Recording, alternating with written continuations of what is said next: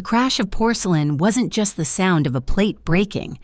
It was the sound of respect shattering in front of friends, family, and even my own grandchildren. I was erased with a single word: Old Shrew.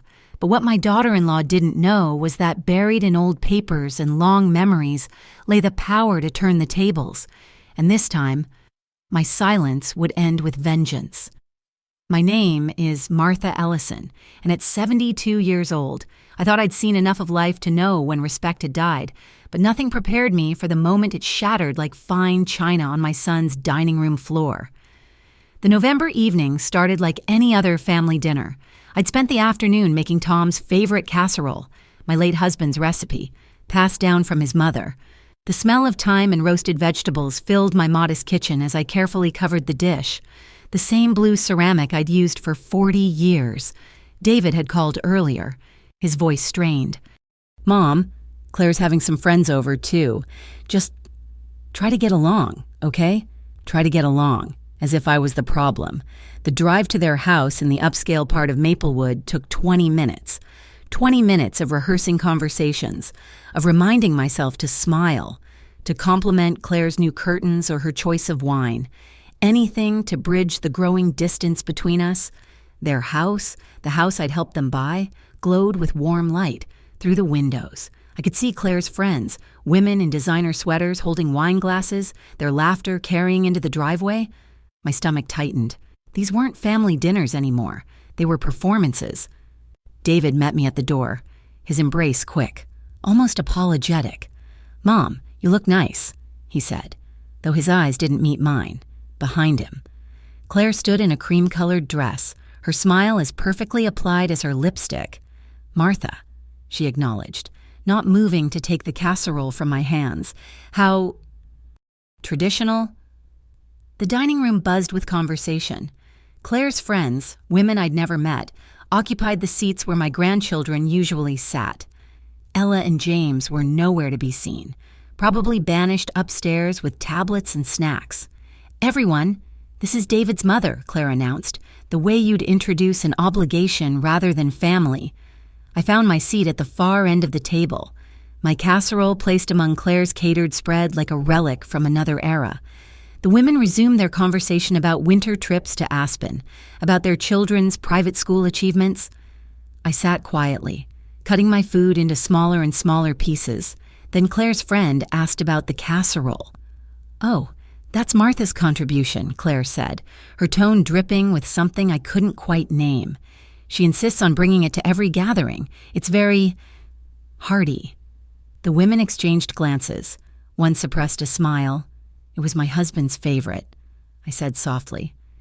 "Tom loved—" "Yes. Well," Claire interrupted, standing abruptly.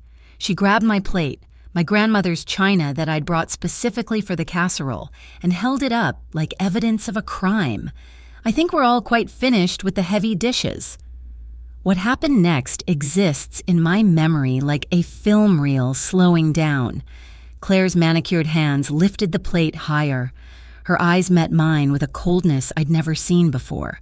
Then, with deliberate force, she hurled it to the floor. The crash silenced the room. Blue and white fragments scattered across the hardwood, the casserole spreading like a wound. "Old Shrew," Claire's voice cut through the silence.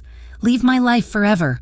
We don't need your outdated traditions, your constant presence, your burden." The words hung in the air like smoke. Every face turned to me, the friends with their mix of shock and entertainment. David frozen in his chair, his mouth open, but no words coming. From the staircase, I glimpsed two small faces, Ella and James, my grandchildren, watching their grandmother's humiliation with wide eyes. "Mom," David finally whispered, still not moving from his seat, "please, just go. Just go. Not Claire. What have you done? Not Mom. I'm sorry. Just go." I stood on legs that felt disconnected from my body. No one moved to help as I navigated around the broken china, my shoes crunching on the fragments of my mother-in-law's plate. At the doorway, I turned back once. David stared at his wine glass. Claire had already resumed her seat, dabbing at an invisible spot on her dress. The drive home blurred through tears I refused to let fall until I was safely inside my car. The streetlights smeared past like watercolors as 30 years of memories crashed over me. David as a baby. Fatherless at 2 when Tom's heart gave out. Teenage David promising he'd take care of me. Adult David slowly disappearing into Claire's carefully manicured world.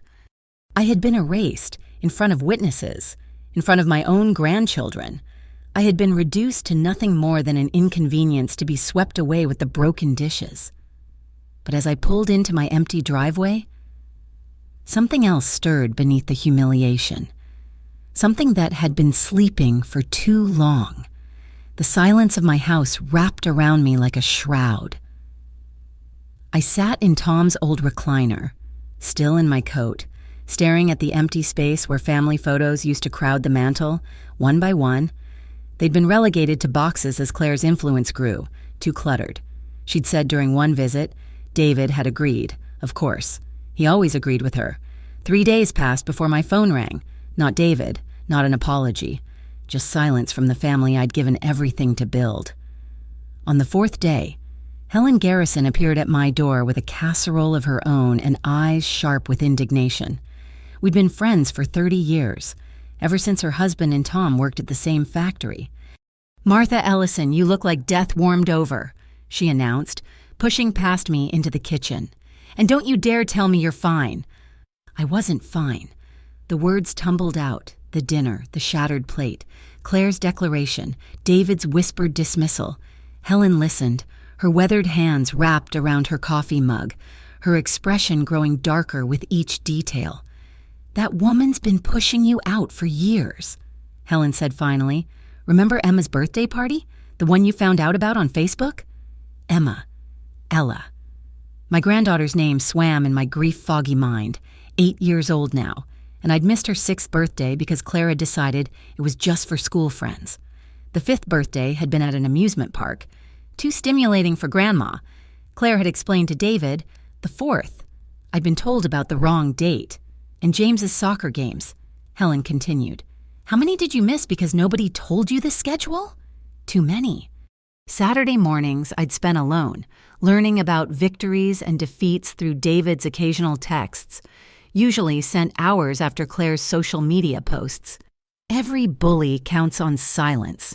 "Martha," Helen leaned forward, her blue eyes fierce. "Find your leverage." Leverage. What leverage did a 72-year-old widow have against a woman who'd successfully colonized my son's life? After Helen left, I wandered the house like a ghost haunting my own life. The attic stairs creaked under my weight. I hadn't been up there in years. Dust motes danced in the afternoon light streaming through the small window. Boxes of Christmas decorations, David's old school projects, Tom's fishing gear, artifacts of a life lived, in the corner. A filing box caught my eye.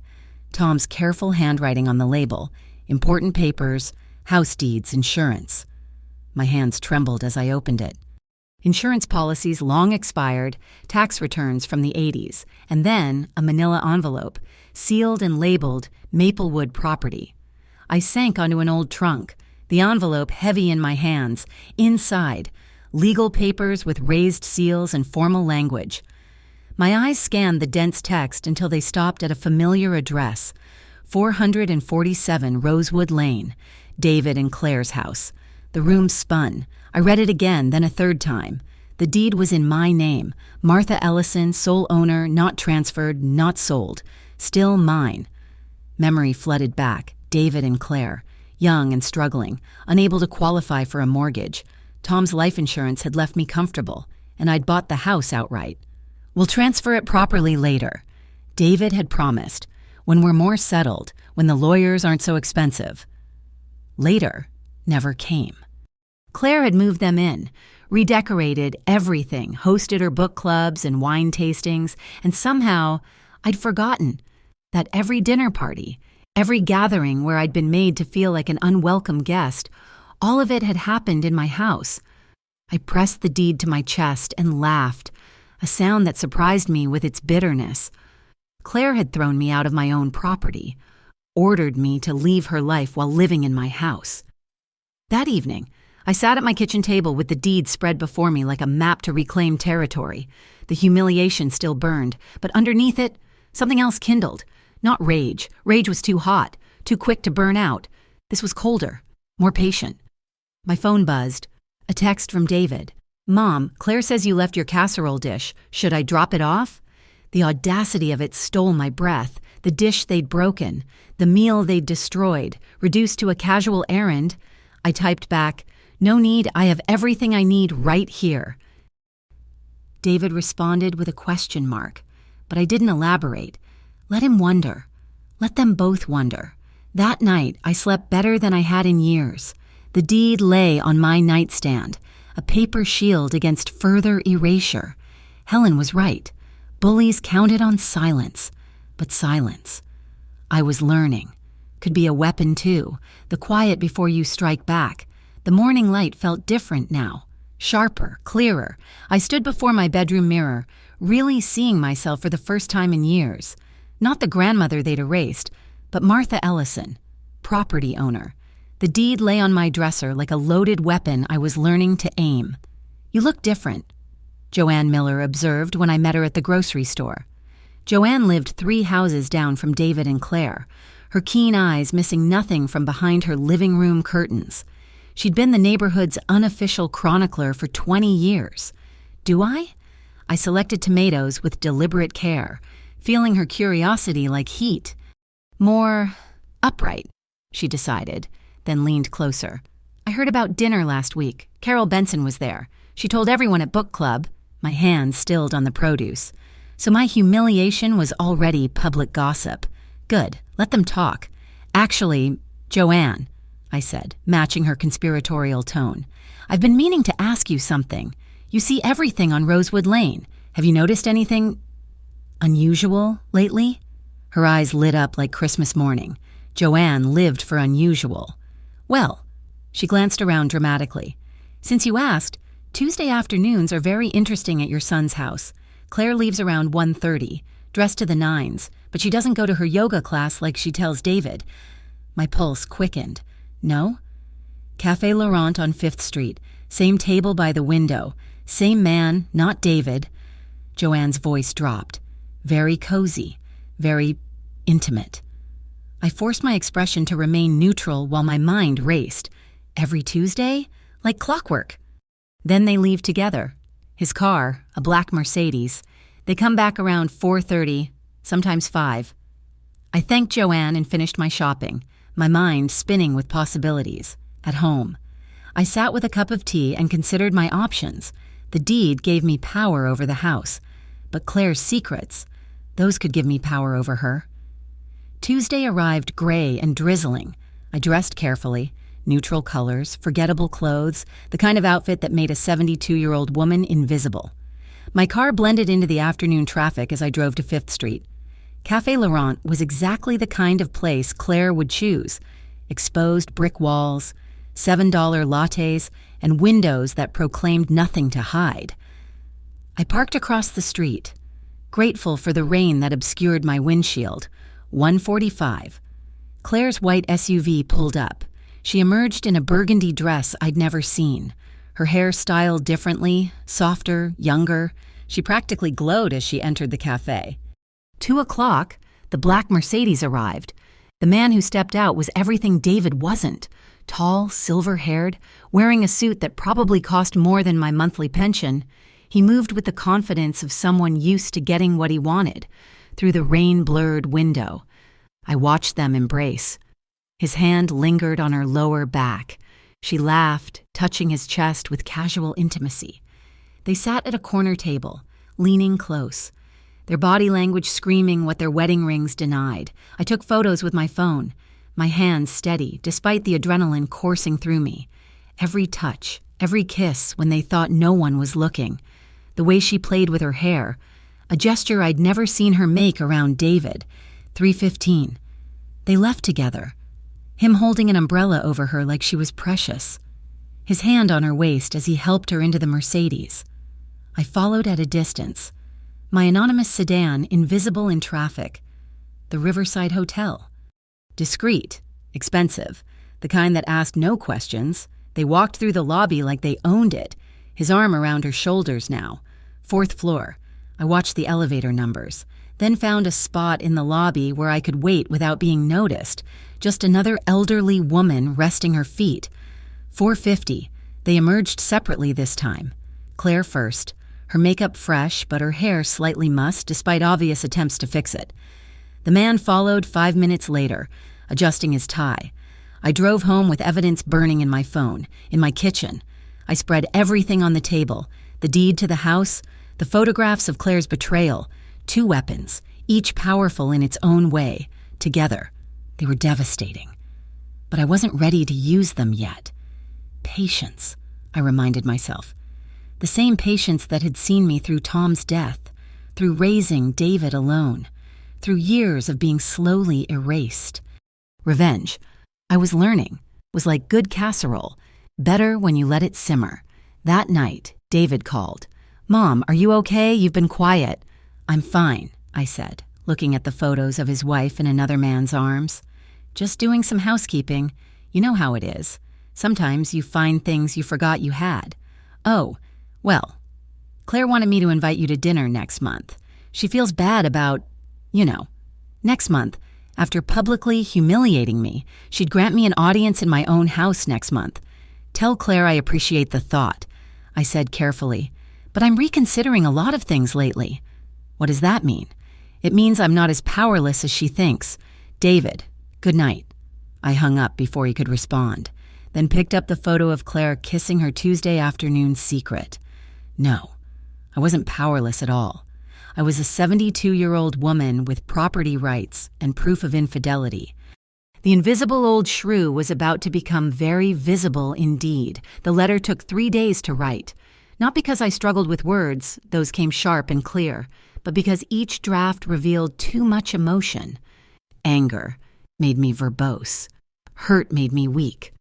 By the 4th version, I'd found what I needed, ice. I wrote on my good stationery, the cream-colored sheets Tom had given me for our last anniversary. My handwriting, still steady after years of nursing charts, filled the page with measured strokes. "Claire, during our last encounter, you made your feelings abundantly clear. However, certain facts require addressing. First, the property at 447 Rosewood Lane remains legally titled in my name. The deed, never transferred, establishes me as sole owner. You have been residing in my house for 8 years. Second, your Tuesday afternoons at Café Laurent and the Riverside Hotel with your companion in the black Mercedes have not gone unnoticed. I possess photographic documentation of these meetings from multiple dates. I require 2 things: immediate cessation of your extramarital activities and a restoration of basic respect in all future interactions. Should these reasonable conditions prove impossible, I will be forced to share both the legal documentation with my attorney and the photographic evidence with my son. You have 72 hours to consider your response. Martha Ellison." I sealed the letter in a manila envelope along with copies, never originals, of 2 photos. One of her kissing the silver-haired man, another of them entering the hotel. The deed I kept safe. Friday morning arrived crisp and bright. I dressed with purpose. My navy suit, the one I'd worn to Tom's funeral. Pearl earrings, my mother's watch. Each piece armor against what was coming. The drive to Rosewood Lane felt both eternal and too quick. My house, and I savored thinking of it that way, looked different now. Not David and Claire's showcase, but my property, my leverage. Claire answered the door in yoga clothes, though Joanne had mentioned she'd stopped attending classes months ago. Her face cycled through expressions, annoyance, surprise, and something else, when she noticed the envelope in my hands. Martha. Not even the pretense of warmth. "David's at work. I'm not here for David." I stepped past her into my foyer, noting the changes she'd made, the wallpaper I'd chosen with Tom, gone. The hardwood floors I'd polished while David crawled, refinished in a different stain. "We need to talk." She followed me into the living room, her bare feet silent on my floors. I sat in the chair that used to be Tom's, forcing her to take the couch across from me. The power dynamics shifted with furniture placement, something I'd learned watching her manipulate seating arrangements for years. "I don't have time for—" "You'll make time." I set the envelope on the coffee table between us. "Open it." Her manicured nails hesitated on the paper. Good. Let her wonder. Let her feel what uncertainty tasted like. She read in silence, the color draining from her face with each line. The photos fluttered from her trembling hands. When she looked up, the carefully constructed woman who'd shattered my grandmother's china was gone.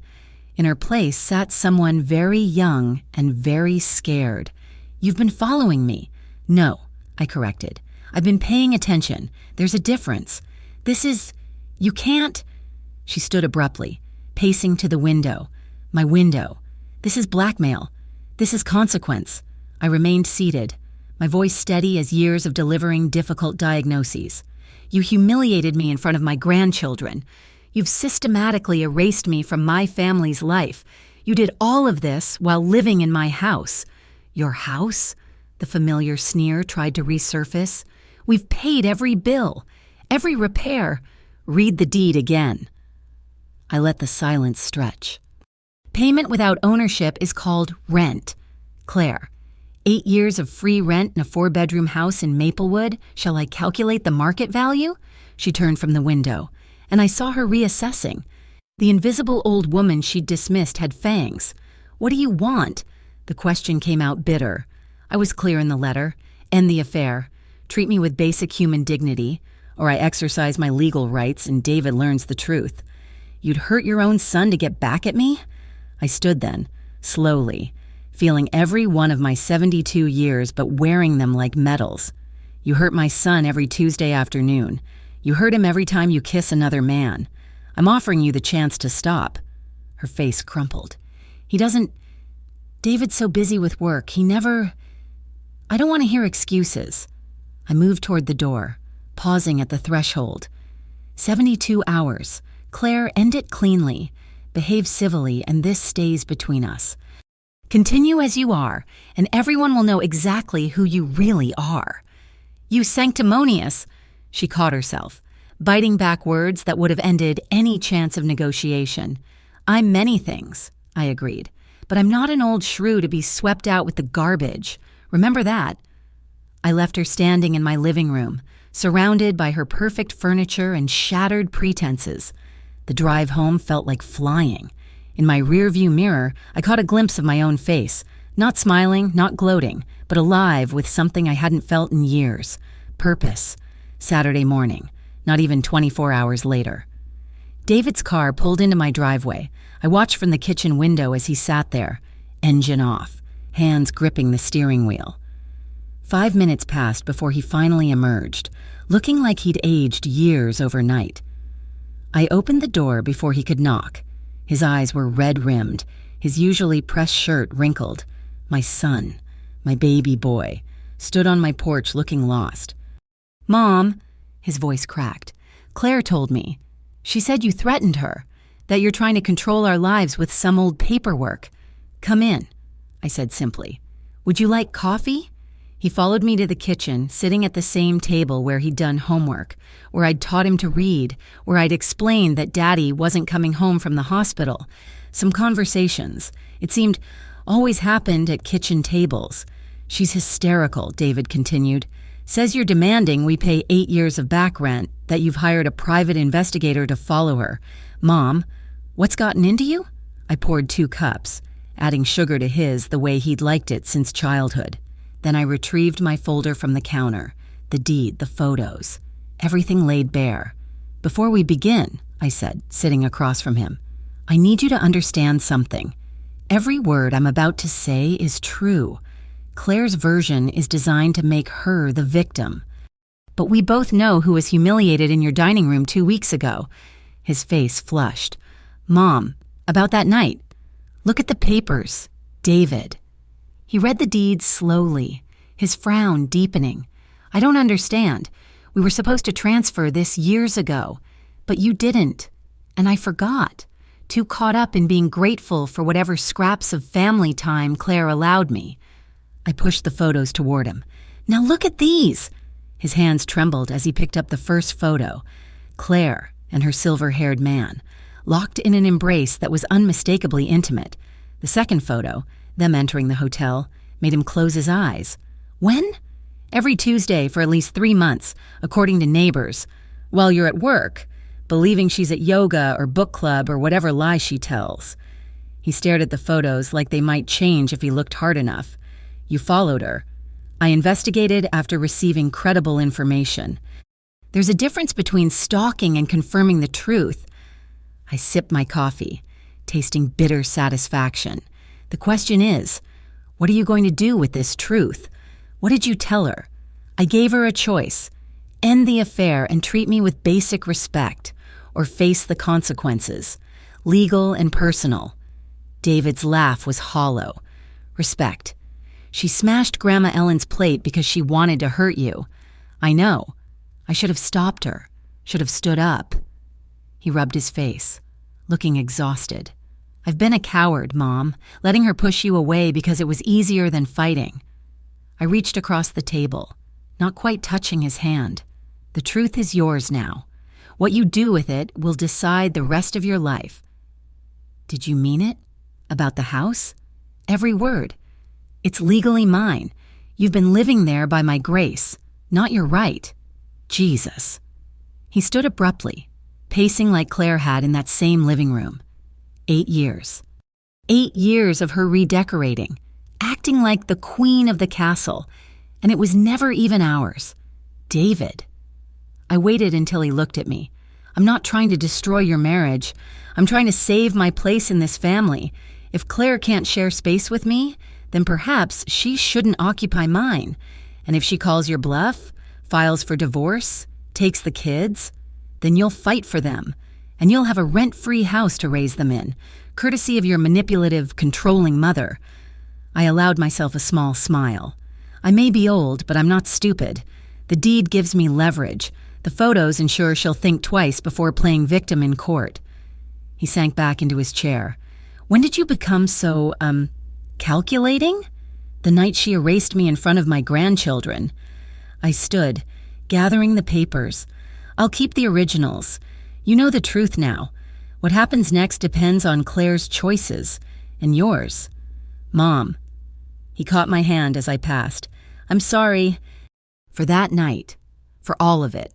Apologies are words. David, I'm 72 years old. I don't have time for words anymore. I walked him to the door, watching as he drove away with his new burden of truth. In the kitchen. I washed our cups and wondered which would break first, Claire's pride or David's paralysis. My phone buzzed. A text from an unknown number. This isn't over. I smiled, typing back, No, dear, it's just beginning. Claire had made her choice. Now we'd all live with the consequences. Sunday evening brought Claire to my door like a storm seeking landfall.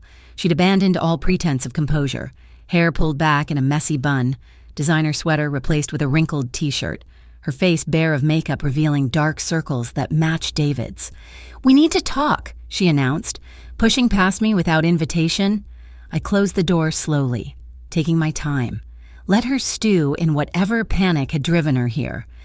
When I entered the living room, she was pacing again, her nervous energy filling the space like smoke. David won't speak to me, she burst out. He's been sleeping in the guest room since yesterday, won't look at the children, just sits there with those photos you gave him. The photos I gave him? I settled into my chair. You mean the evidence of your affair? I ended it. The words came out rushed, desperate. Called Marcus yesterday, told him it was over, blocked his number, happy. This isn't about my happiness, Claire. Then what? She whirled to face me, tears streaming. What do you want? You've destroyed my marriage, turned my husband against me. Stop. My voice cut through her performance. I didn't book hotel rooms every Tuesday. I didn't lie to my spouse. Your choices destroyed your marriage. I simply showed David the truth. She collapsed onto my sofa, suddenly looking younger than her 38 years. You don't understand. David's always working. 12-hour days, weekend calls. I was lonely. I was lonely for 30 years after Tom died. I didn't betray anyone. You're stronger than me. No, I said quietly. I just understood what I had to lose. Claire looked up then, mascara streaking her cheeks. I could fight you on the house. Adverse possession. We've lived there 8 years. Paid for everything. Try it. I leaned back, unbothered. Explain to a judge why you never questioned living rent-free. Explain the affair. See how sympathetic the court is to a woman who commits adultery in property she doesn't own. Her shoulders sagged. You've thought of everything. I've had 2 weeks of humiliation to plan.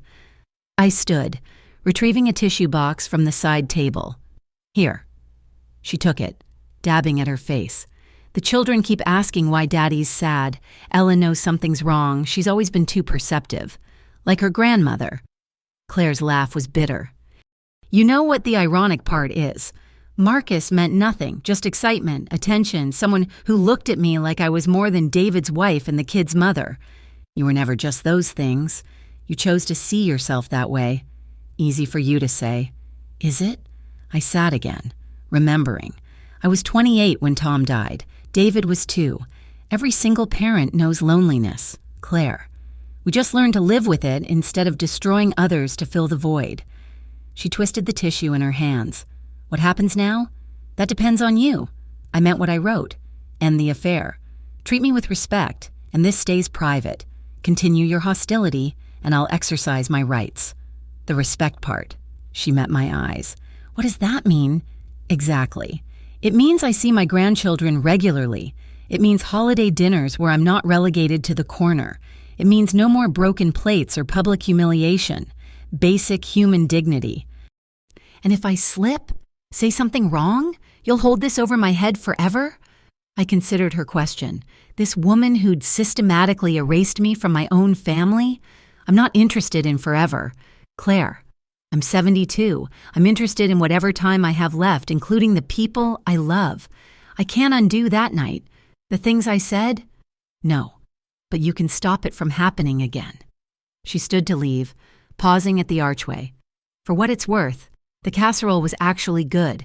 I wanted to hurt you. I know. Why aren't you angrier? If someone did this to me, I'd want revenge. I smiled then, thinking of the deed upstairs, the photos in my safety deposit box, the power I'd claimed from my own invisibility. Who says this isn't revenge? You'll spend every family dinner wondering if I'm recording. Every Tuesday, David will question where you're going. Every time you want to dismiss me, you'll remember I own the ground under your feet. Claire paled. That's cruel. No, cruel is shattering an old woman's dignity in front of her grandchildren. This is justice. She left without another word. I watched her drive away in her luxury SUV, returning to my house where her marriage hung by threads I now controlled. The evening settled around me, peaceful in a way it hadn't been in years. My phone chimed. David, Mom, can I bring the kids by tomorrow? They miss you. Of course. I typed back. I'll make Tom's casserole. The foundations had shifted. The invisible woman had become the architect of a new reality. And somewhere in my house, on Rosewood Lane, Claire was learning what it meant to live on someone else's terms. 3 weeks later, Claire orchestrated her counterstrike. The invitation arrived on expensive cardstock. Another dinner party, this time explicitly including me. The same guests from that horrible night would attend. Her handwritten note at the bottom read, "A chance to start over." Helen Garrison called within an hour. It's a trap. Martha, that woman doesn't know how to start over, only how to perform. But I knew exactly what Claire was doing. She wanted to demonstrate control, to show she could follow my terms while maintaining her social throne. What she didn't know was that I'd learned to play her game. Saturday arrived with unseasonable warmth for December. I dressed carefully, not the apologetic invisibility of before, but the quiet authority of a woman who knew her worth. Navy dress, pearl necklace, my mother's ruby ring. I even stopped at the salon, emerging with my silver hair styled in a way that caught light. The house, my house, glowed with Claire's desperate perfection. Every surface gleamed, every flower arrangement calculated. She greeted me at the door in winter white, her smile practiced but her eyes wary. "Martha, how lovely you look." The words came out strained. "Thank you, Claire." I stepped into my foyer, noting the audience already assembled in the living room. The same women who'd witnessed my humiliation, Now, watching our careful dance, David appeared, relief flooding his face. "Mom, you came." "Of course." I kissed his cheek, feeling Claire tense beside us. "Where are the children?" "Upstairs. They'll join us for dessert." The dinner unfolded like theater. Claire played gracious hostess, even asking about my nursing career. I responded pleasantly, letting her lead while noting every forced smile, every glance at her phone she'd placed face down by her plate. Then Carol Benson, the woman who'd spread gossip about that night, made her move. "Claire, this is all so civilized. Last time was quite dramatic." The table stilled. Claire's knuckles whitened on her fork. "Yes," I said smoothly, before Claire could respond. "But family gatherings can be unpredictable. Emotions run high when people feel insecure." Claire's eyes snapped to mine. The other women leaned in, sensing blood in the water. "Speaking of family," I continued, reaching for my water glass, "I've been thinking about updating my will, property transfers, that sort of thing. So important to have proper documentation. Don't you think?" David coughed, understanding the threat. Claire's face cycled through emotions before landing on artificial calm. "Legal matters are so tedious," she managed. "Oh, I disagree." I smiled at the table. "Clear ownership prevents so many misunderstandings. Take this house, for instance." "Mom." David's warning came soft but clear. I patted his hand. "I'm simply making conversation, dear." But Claire heard the message. Every woman at that table was a potential witness to whatever revelation I might unleash. Her dinner party control had become her cage. The courses proceeded with strained normalcy. Claire's friends tried various topics, winter vacations, charity galas, but kept glancing between us like spectators at a tennis match. When Claire rose to clear plates, I followed.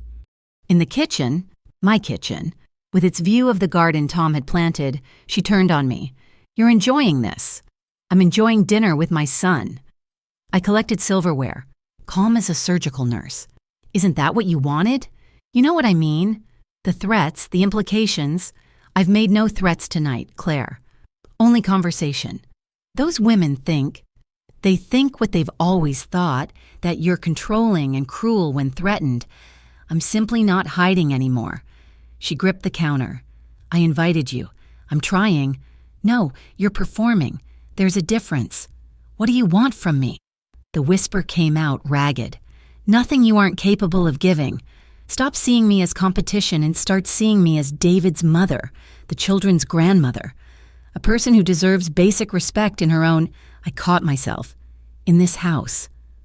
Claire heard the slip, her eyes widening. "You were going to say your own house." "Was I?" Before she could respond, Ella appeared in the doorway. "Grandma, Daddy said you were here." I knelt, opening my arms as my granddaughter flew into them. Over her shoulder, I saw Claire watching us, something shifting in her expression. "I missed you, Grandma. Mom said you were too busy to visit." "Never too busy for you, sweetheart." I smoothed her hair. Identical to David's at that age. Sometimes adults make things complicated, but I'm here now. Claire turned away, busying herself with dessert preparation. When we returned to the dining room, Ella on my lap and James shy by my side. The dynamic had changed. The children chattered about school, about Christmas wishes, about missing Sunday dinners at Grandma's house. "We could resume those," I said mildly, "if your parents agree." David nodded quickly. Claire, trapped by witnesses and her children's excitement, managed a tight smile. The evening ended with careful farewells. As I prepared to leave, Claire caught my arm at the door. "This doesn't change anything," she said quietly. "One dinner doesn't erase what you're holding over me." I looked at her, really looked. Beneath the perfect makeup and desperate control lived a woman terrified of losing everything she'd built on shifting sand. "No," I agreed, "but it's a start. The question is, what will you build next?"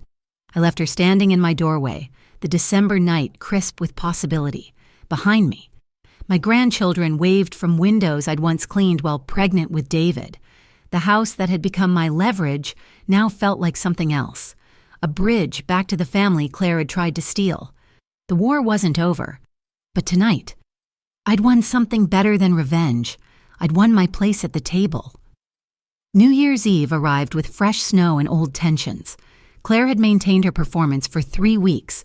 Polite interactions, scheduled grandchildren visits, careful smiles. But I knew she was planning something. A cornered animal always strikes eventually. The invitation came through David, a New Year's party at the house. Claire wants to make things right, he said, hope threading through his voice. She's invited everyone. Everyone. The same audience from my humiliation, plus new faces, Claire's extended family, work colleagues, neighborhood friends, an expanded stage for whatever finale she'd orchestrated. I arrived at 8:30, fashionably on time. The house blazed with lights, cars lining the street I'd once walked with baby David. Through the windows, I counted at least 40 people. Claire's full court. She greeted me in gold, shimmering like armor. "Martha, so glad you came." The living room hummed with conversation. Champagne flutes catching light. I recognized half the faces. The other half were strangers who eyed me with curiosity. Claire's whisper network had been busy. "Everyone," Claire announced, tapping her glass. "I'd like you to meet David's mother, Martha." The introduction felt loaded, weighted with unspoken context. I smiled, nodding at the crowd, then found David by the fireplace. His expression warned me, be careful. For an hour, I navigated conversations, deflecting subtle probes about family dynamics. Claire circled like a shark, always visible, waiting. Then, at 9:45, she made her move. "I'd like to propose a toast," she called out, commanding the room's attention. "To family, to forgiveness, to understanding that we all make mistakes." The crowd murmured approval. I held my champagne, sensing the trap. "Some of you were here weeks ago when I lost my temper." Claire's voice trembled perfectly. "I said things I regret to someone I should respect. Martha, I was wrong. This house," she gestured broadly, "has been our home for 8 years, but it will always be where David grew up, where you raised him after tragedy. I forgot that, forgot you." Sympathetic sounds rippled through the crowd. Several people looked at me with pity. The poor mother-in-law, finally receiving her due. "So tonight," Claire continued, tears now visible, "I want to ask your forgiveness, publicly, and offer you something." She produced papers from behind her back, legal documents, a lease agreement, making our arrangement official. "David and I want to pay proper rent for your house. Martha, it's only right." The room exploded in approval. What a gesture! What maturity! I stood frozen as Claire approached. Papers extended, her eyes glittering with triumph. "Accept the lease and acknowledge her residence rights. Refuse and look petty before 50 witnesses." "How thoughtful," I said, taking the papers without looking at them. "But Claire, there's something you should know." The room quieted. "I appreciate the gesture, but I've already made my decision about the house." I set the papers on the mantel. "I'm selling it." Claire's mask slipped. "What? The market's excellent. 3 bedrooms. That neighborhood. I've already had inquiries." I sipped my champagne. 60 days should give you time to find something suitable. "You can't," Claire caught herself, aware of the audience. "Martha, this is our home." "No, dear, it's my property. Has been for 8 years. I turned to the crowd. These witnesses she'd assembled. "I'm downsizing. At my age, maintaining a rental doesn't make sense." "But the children," Claire's voice rose. "Their schools, their friends. All considerations for your house hunting, I'm sure." I smiled at David, who looked stunned. "I'll help however I can, just not as a landlord." Claire's carefully orchestrated moment fractured. Guests shifted uncomfortably. Someone whispered about property rights. Another mentioned the housing market. "You vindictive..." Claire stepped forward, champagne sloshing. "Careful," I warned quietly. "You're about to lose your temper. Again. In front of everyone. Again." She froze, recognizing the echo. The same witnesses, the same room, but now she stood exposed as the aggressor. "I believe," I continued, loud enough for all to hear, "that Claire might be confusing ownership with occupation. easy mistake when you've lived somewhere rent-free for nearly a decade. The silence that followed felt alive. Claire's social circle, the one she'd used against me, now watched her crumble. No sympathetic murmurs this time. "Grandma, are we moving?" Ella's voice cut through the tension. She and James had crept downstairs, drawn by raised voices. I knelt, gathering them close. "That's for your parents to decide, sweetheart, but no matter where you live, Sunday dinners at Grandma's house continue." "Your house?" James asked. "I thought this was Mommy and Daddy's house." "No, darling, this is Grandma's house. Has been all along." I stood, my grandchildren's hands in mine, facing Claire across her shattered party. "Shall we discuss this privately? Or would you prefer to smash more plates?" Claire's face went white.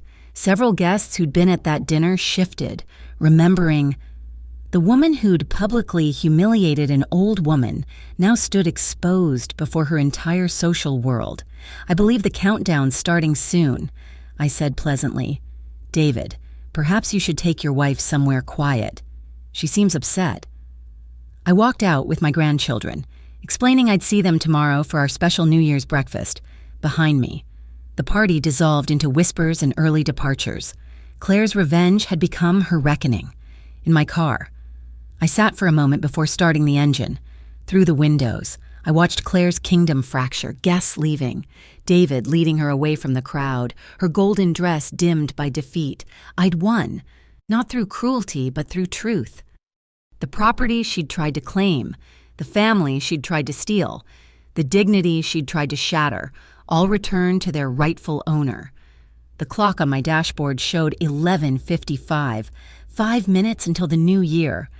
I drove home to my small, warm house, where Tom's photo smiled from the mantel, and no one could tell me I didn't belong. Revenge, I'd learned, didn't require breaking plates or screaming accusations.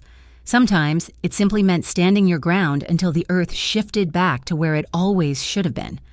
My phone buzzed with texts from David, from Helen, from witnesses to Claire's self-destruction. I turned it off. The new year could wait until morning. Tonight, I was Martha Ellison, property owner, grandmother, and no one's old Shrew to be swept away. The silence of my house welcomed me home. Thank you so much for listening to this story. I'd love to know where you're listening from. Please share in the comments below so we can connect. Don't forget to subscribe to the channel and let me know your thoughts on Martha's journey. What would you have done in her situation?